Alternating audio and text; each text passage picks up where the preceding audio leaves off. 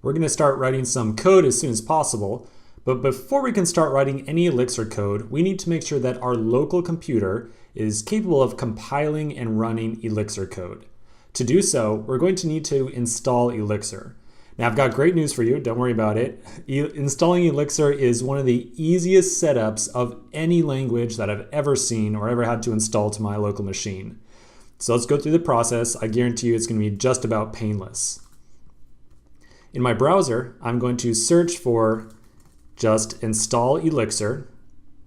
And then one of the first results that I'll see is a page at elixirlang.org, specifically the install page. So if we go here, we'll find a bunch of installation directions for all the different operating systems that you could possibly be using. So if I scroll down just a little bit, here's how we do the install with OS X. Here's a couple of different Unix installs. And finally, if you're running Windows down at the bottom, you've got one of the easiest installs around, which is pretty uncommon for Windows. All you got to do is download the installer right here, click next, next, next, and you're good to go.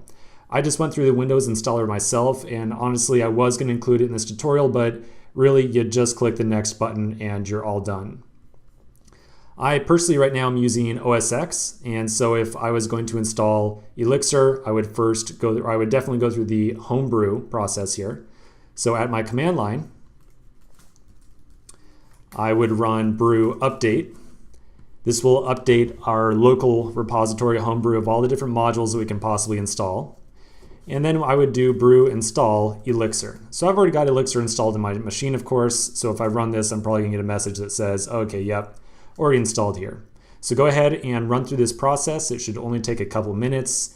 Again, nearly painless. And let's continue in the next section and start working on some actual code.